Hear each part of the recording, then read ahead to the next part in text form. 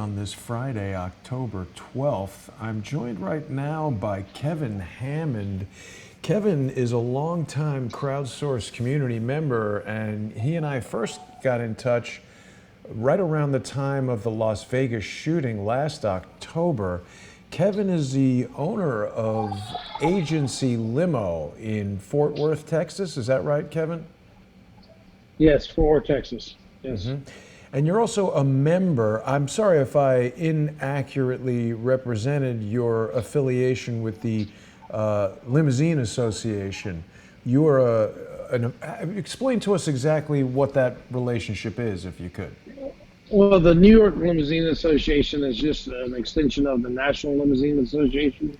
That's a national base of an association that people come together for limousine operators. They make sure that we have the correct credentials, the right, the right insurance, expressively. The New York Limousine Taxi Cab Association is kind of their own deal. They're not the same as we are in Texas. They do their own thing. I see. And I imagine New York is a big market for taxis and limousines because it was one of the biggest cities in the country early on, and there have always been a ton of taxis, so there's a lot of regulation going on. But this body basically makes sure that the cars are safe for the public to drive in. There's a number of regulations as far as how normal passenger cars can be modified to become limousines. Is that right? Does Ford or General Motors manufacture any limousines? It's kind of a touchy subject. Ford and GM don't actually manufacture the actual stretch limousines. What they do is they actually qualify the builders to say this is the right builder, this is the right platform, this is what you do, for the right weight limits, etc. And then they give a stamp, so to speak. A stamp is what they do. Mm-hmm. So they've got these qualified vehicle modifiers, and Ford and General Motors have laid out a set of parameters by which aftermarket vendors can modify their vehicles. And if you do that within these QVM qualifications, it's sort of a certified limousine that's approved by Ford. It's safety and operation. And there are a number of different technical aspects that you were telling me about in terms of how the brakes work and all that sort of stuff. Have we still got you there, Kevin? Yeah, it's a comment. Sorry, I made it break away for a minute. Yeah, it's do you see me now? Sorry, yes. Jason. Yes. It's a combination of things.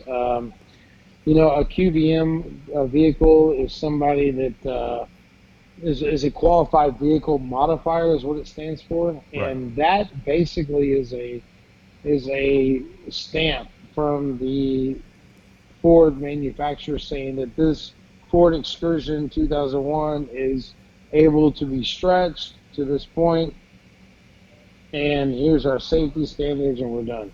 Mm-hmm. So do we have any reason to believe that this limousine that crashed just a week ago was outside of spec? There's been a lot of reporting. We don't know that, obviously. Jason. We don't really know that yet. I mean, we don't know the exact length of the car yet. But based on what I could tell, it looked like a 140-inch stretch limousine with the windows that I saw. Mm-hmm. I'm going to say that it was a 140-inch stretch. It could be 160. It could be 180. It could have been a 220-inch stretch. They've done those single axles in the past. But with that being said, I don't want to pass judgment on it yet. I think that in this case it would be safe to say it was a 140-inch stretch limousine. Hmm. So the state troopers have arrested the operator of the limo company. He's in trouble now, and he's Newman Hussein, and he lives in Cobleskill, upstate New York there. A lot of people are curious about, obviously this guy's got a Middle Eastern name. There's talk that there was an FBI informant who was involved there. And it was this 2001 Ford Excursion. That's a very old vehicle, 17-year-old car. And so far, all the reporting in the mainstream news basically seems to say that it was just a crash. And what new insights do you have for us with regard to this incident, Kevin? I really don't have a lot, but I will tell you that a 2001 is a very old vehicle. It's not a it's not going to be your it's not going to be your it's not going to be your flock, your top of the flock. It's just obviously it's an 18-year-old vehicle, Jason, and unfortunately what's happened is that we've got these older vehicles, and more unfortunately than that, I hate to break the news to you, we've got these custom builders back in that time frame that used to cut these cars in even longer terms. They used to cut them to 200 inches and 180 inches, and that was against the regulations of Ford. And with that being said, that could be a possibility here with this one. I don't know that that's what we're dealing with here. Based on the windows that I saw with the wreck, it looked like this was a 140-inch stretch limousine. And with that being said, that would give us a capacity of anywhere between 10 and 12 passengers, okay? Any limousine operator knows that. They can join in and discuss that. To have 17 people in the back is a little bit overload. Uh-huh. And would that have contributed to the crash? I think what most people want to know, Kevin, is, at least on my mind, who was involved in the crash? Is there something sinister going on here, or Jason, I'll tell you what I think, and I'm going to give you my 2 cents. Yeah. Scott was the chauffeur, and I don't want to get into a lot of details about his personal life. The guy was 53 years old. He was a chauffeur that drove for this company for a while. I don't want to go into a lot of details about who the ownerships are, but I will tell you that the situation of the vehicle was very questionable at the time. And there was people that made comments about whether or not they should be in the vehicle. The customers that got in the car at the time, they passed away now, they made comments that the car was loud. The muffler was so loud they couldn't talk. That leads me to believe a lot of things, Jason, about what happened on this accident. And everyone's talking about, okay, well, there was an accident, the chauffeur ran off the road, he tried to avoid a car. I have a whole different aspect on that, and I'll talk about that in a minute. But with that being said, I will tell you this. The chauffeur was cited a month and a half ago by not having a CDL license. In the state of New York, you have to have a license that's a CDL. It's a commercial driver's license if you drive more than 15 people. And he didn't have that license. He got cited over a month ago on the same issue. Wow.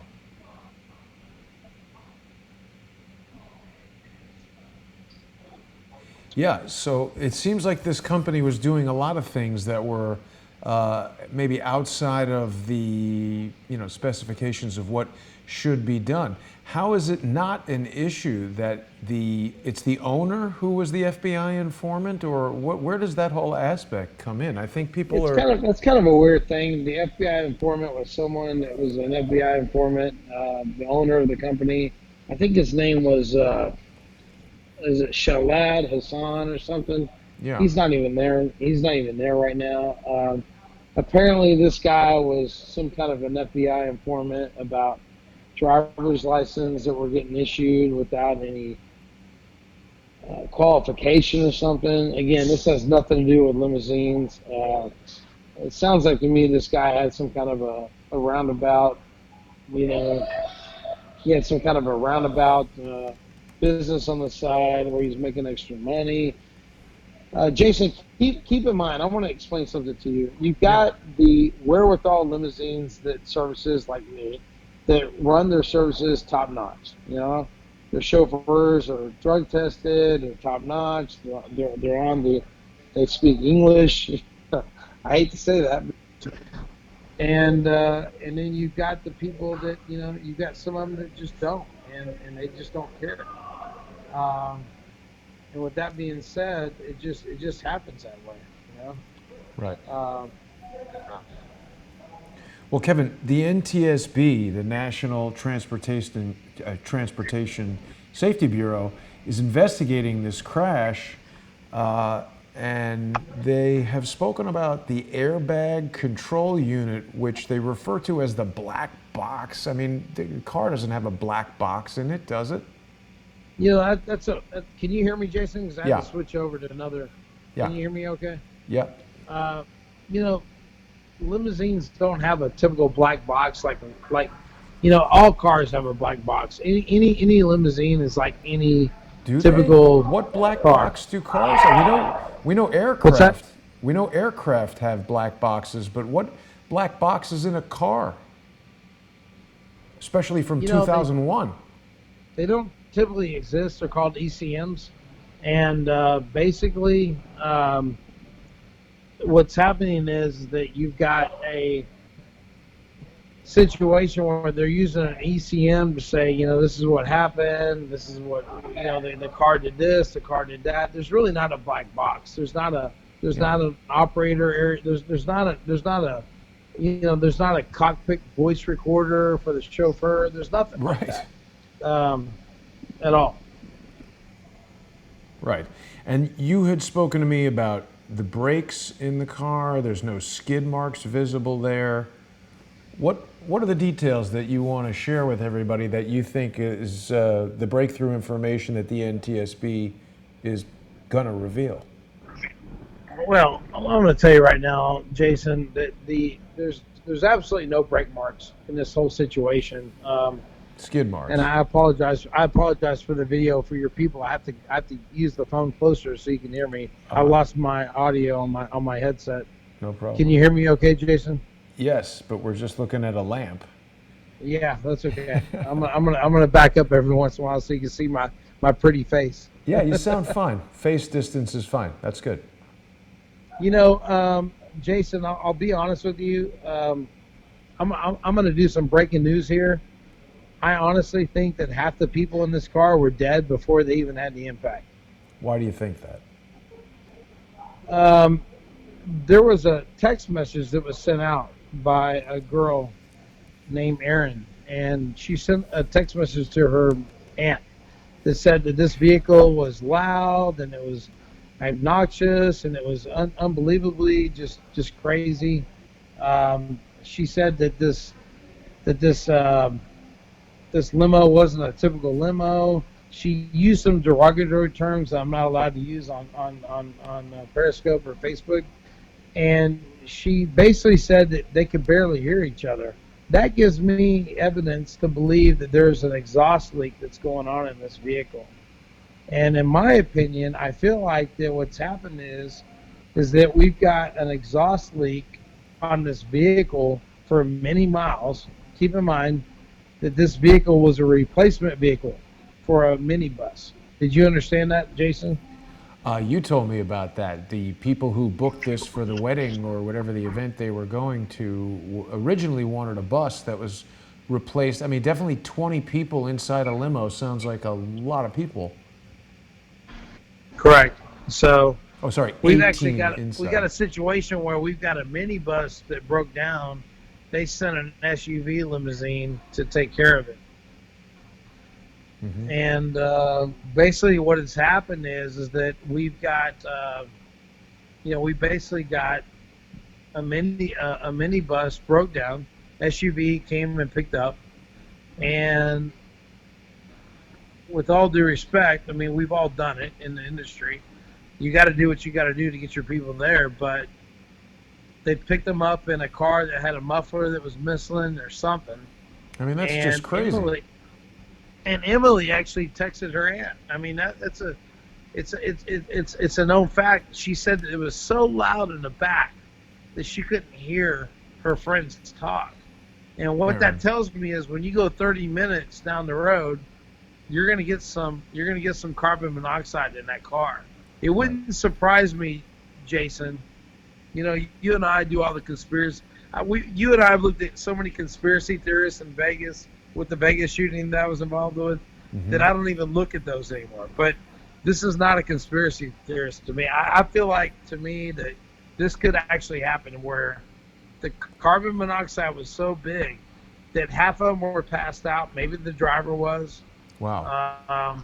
There was no, there was no, there was absolutely no, there was no brake marks. There was no tire marks in that situation.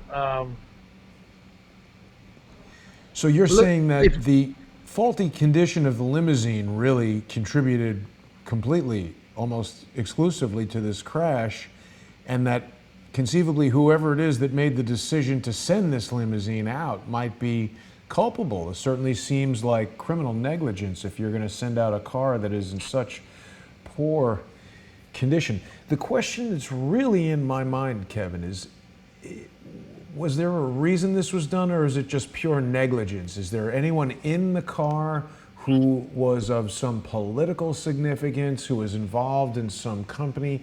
Was this somehow a planned incident, or is it just a matter of this is an irresponsible limousine operator who sent out a bad car with a driver who wasn't properly licensed for what he was doing? Maybe the car's condition resulted in people getting toxic fumes that caused them to pass out and crash and die. I guess that's where, Jason, you and I might cross paths, because I'm going to tell you right now, I don't think this was a conspiracy. I don't think that there was anything going on. The fact that the guy that owns the limousine service had something to do with some kind of a counterterrorism attack because he got caught doing something in the 90s, I don't think that has nothing to do with this. I think this is a truly poor judgment, poor management limousine operation where we lost lives based on poor management of mechanical limousines. That's it. I mean, it's pretty simple. That's what I think. I could be wrong, but I certainly don't think that there's 17 people involved in some conspiracy that did something that we don't know about. But no, I'm not suggesting that, but it just seems so coincidental that the father would be an FBI informant. Now, it looks like Nauman Hussein has been charged in the limo crash just 10 hours ago. He showed little emotion when arraigned. That's weird. I think you'd be, maybe he's in shock or something. But limo company operator had packed bags when arrested. I think there's something else going on here. I'd be very curious to know who was in that Jason, limo. I'll tell you what it is. I mean, the guy's scared. He ran a shady limousine operation. He probably doesn't even have commercial insurance. I mean, we're going to find out more in the next probably 72 hours than ever. But I'm going to tell you right now, I mean, the guy having 2 packed bags doesn't surprise me. I mean, right. He just lost. The guy just lost 20 lives. You know? So he's been charged with criminally negligent homicide. So they know about all that. 28-year-old, this guy, Hussein. So I'm very curious to know, what is it that the father was accused of that got him involved with the FBI? He was involved with some. I want to say he was. I don't know for a fact, but I want to say that he was involved with some misrepresentation of false IDs or something. And that he basically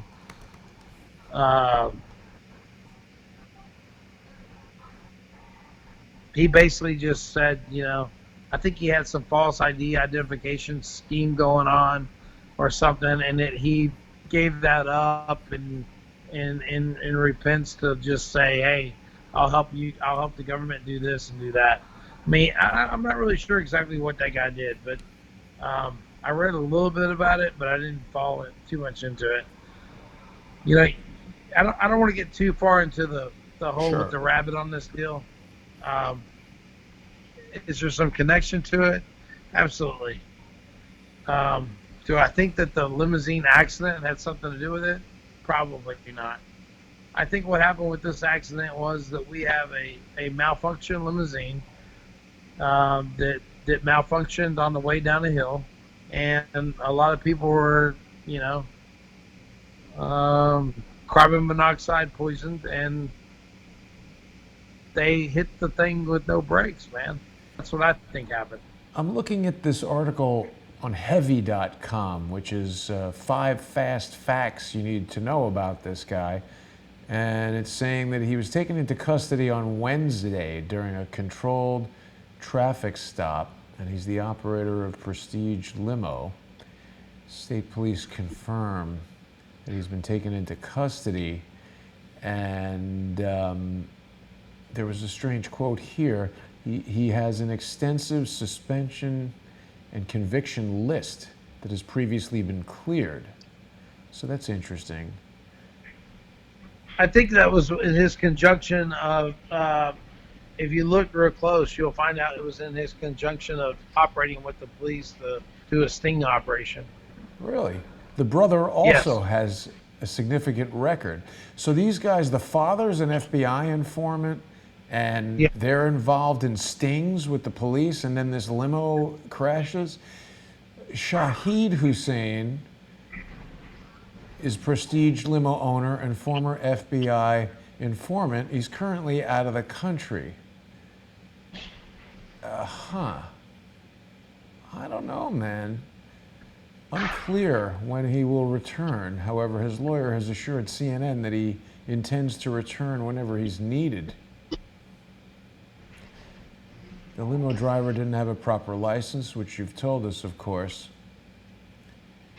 Crash is the worst transportation accident in the United States in 9 years. Wow. I don't know. It's very strange, Kevin. So are there any other details you can share with us? As far you told me something about the drum brakes, the disc brakes. What was that all about? You know, typically a QVM vehicle has certain types of brakes involved. They have certain types of springs. You know, there's a lot of things that are involved when Ford or Cadillac decides that they want to allow you to stretch one of their cars. And if this vehicle was what we considered a QVM at the time, that's what we called it. It's a qualified vehicle modifier is what it stands for. Then you could actually cut the car in half and you could stretch it up to 140 inches. And all of us operators out there that are listening to me know that 140 inch stretch means you could probably get the most 12 passengers. So when you have 17 passengers behind the partition, that tells me right there that you've got, Jason, what, an extra 1,000 pounds, 1,100 pounds? I don't know. Maybe more. That's a lot of weight when you're going down a hill, and your brakes might be malfunctioning. But in my opinion, my professional opinion, and I'm not saying that this is what happened, but I want to my little prophecy of this is this. I have a feeling that a lot of the people were incapacitated before the accident even happened. No one else is talking about this in the industry because they don't want to talk about it. It's a hard topic to talk about. Exhaust systems are hard to deal with on 120-inch stretches, 140-inch stretches, 200-inch stretches. No one wants to talk about it. But Jason, the bottom line is this. I got 18 people dead that were in the back of a limo, and none of them got out. Not one person got out. Now, what's the probability of that? Now, I will tell you this. There was one person that did survive the wreck that the mainstream media is not telling you about. And that person, they did take in a hospital. They did take to a hospital in an ambulance. He died 3 hours later. There's not one other person that survived that wreck. And that tells me that people were so incapacitated that they were almost to the point to where they had carbon monoxide. I'm telling you, they had to have it.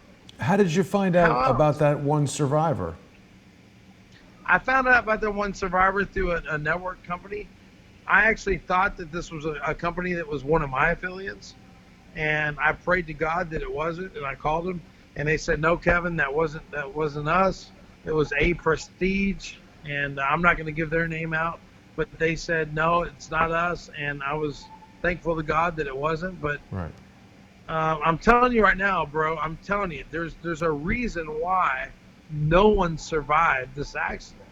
And What's it's that not reason? because Just the of a exhaust? I mean, there was a fiery explosion. I will tell you that. But that's not the only reason why no one survived it.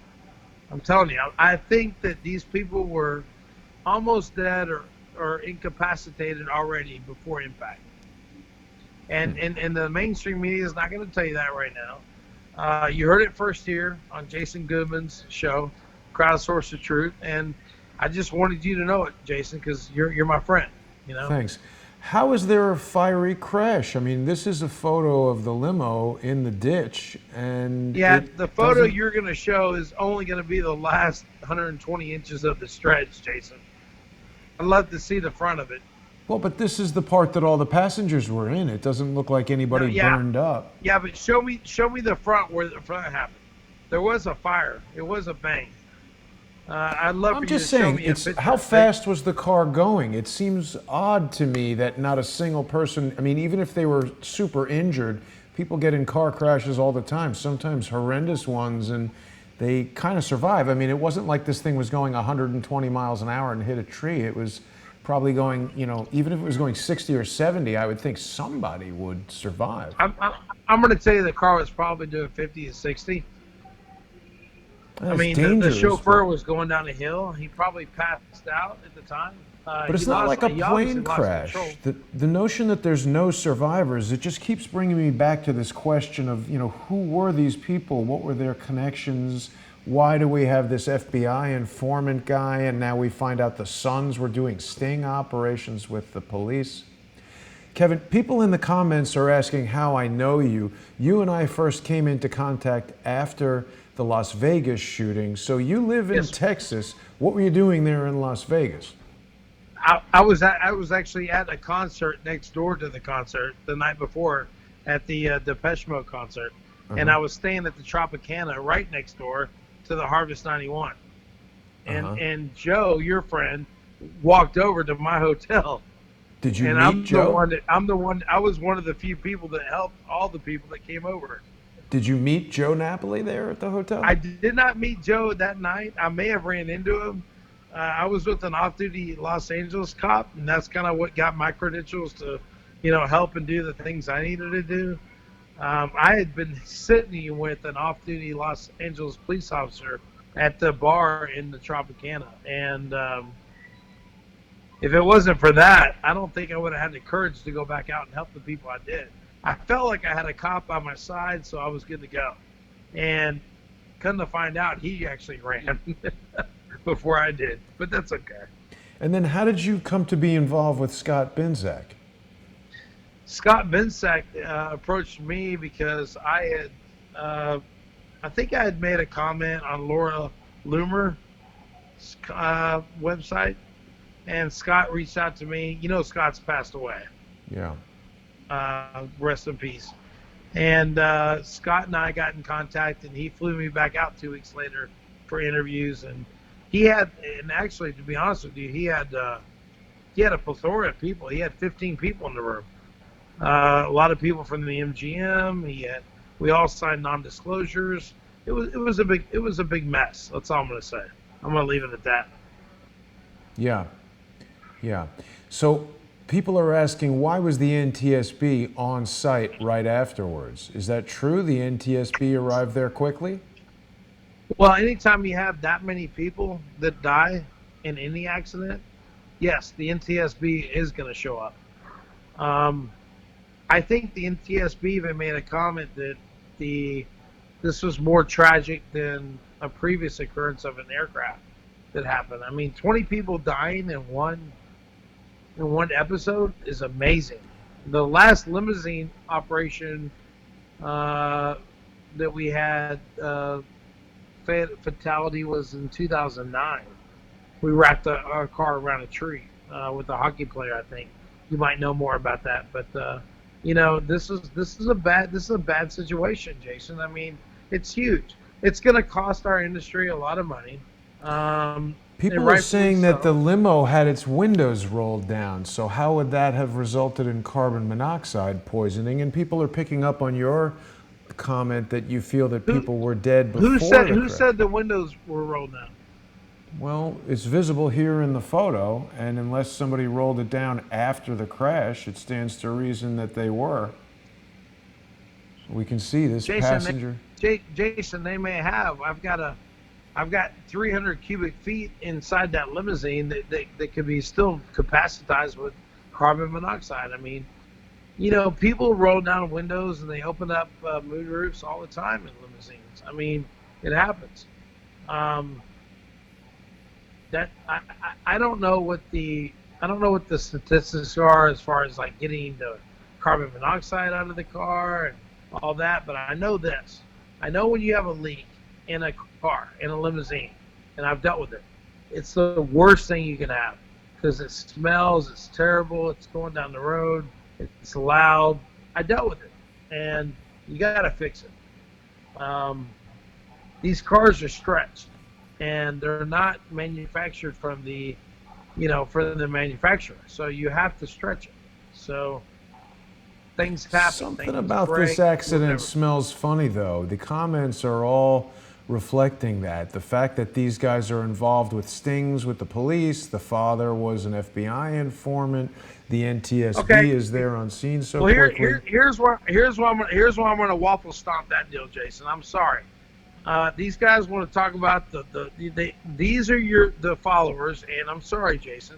You do have these, and this is kind of why I got out of the Scott Bensek's group.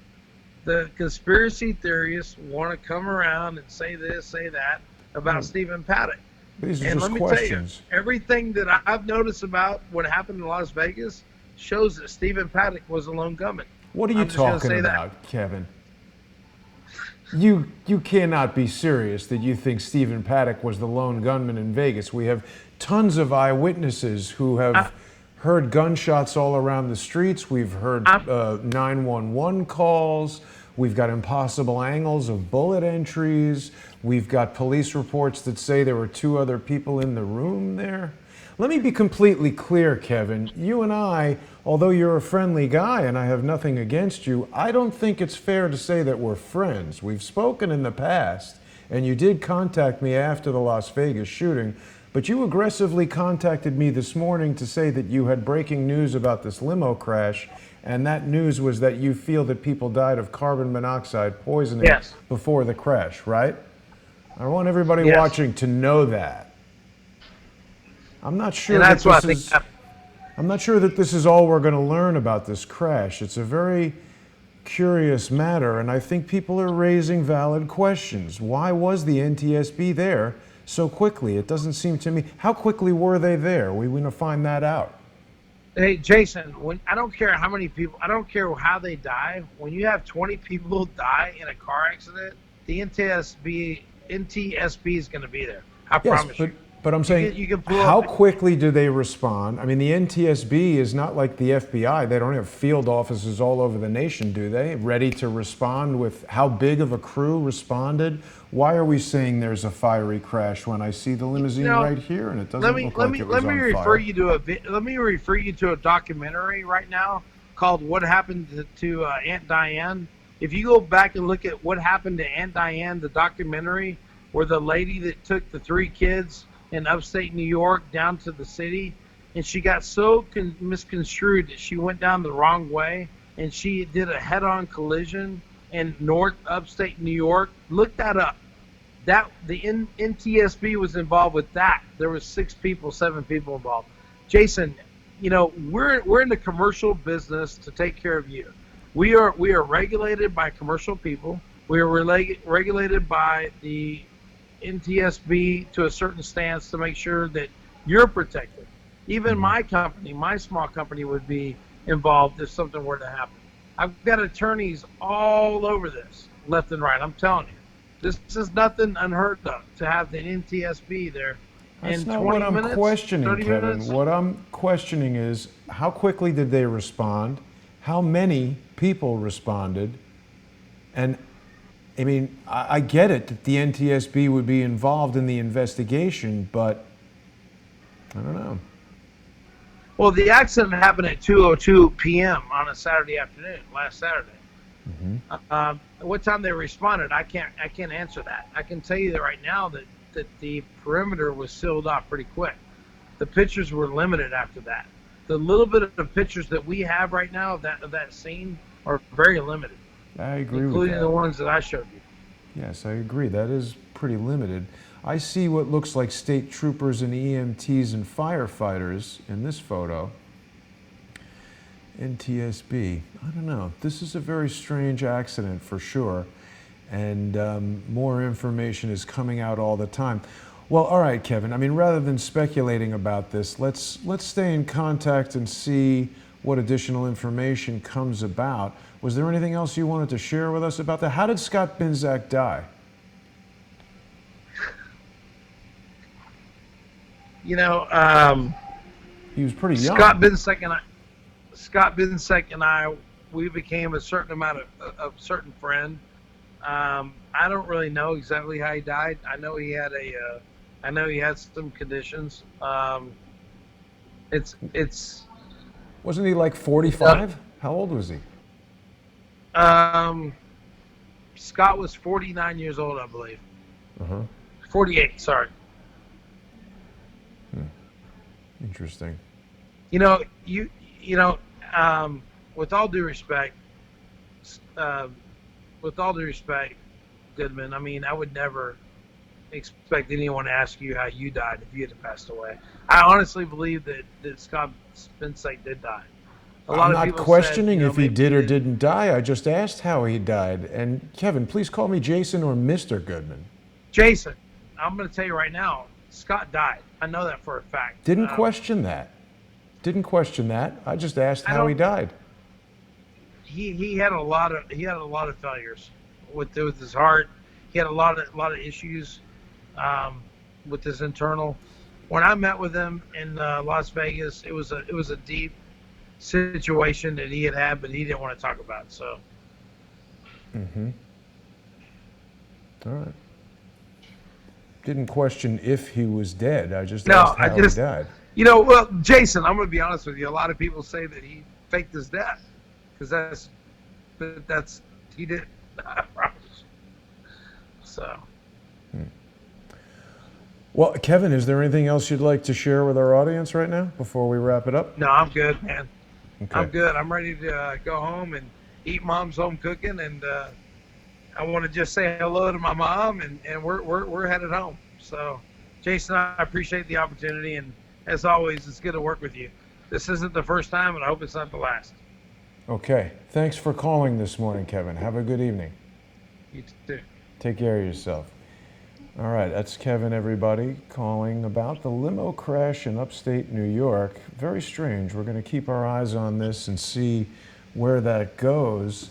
Thanks for watching, everybody. I may be back tomorrow. Since the Quinn Michaels show ended, that was a Patreon-only show. I've been taking some Saturdays off, but we may have a show tomorrow. I'm still working that out. Stay tuned. I'll see everybody real soon. Thanks for watching.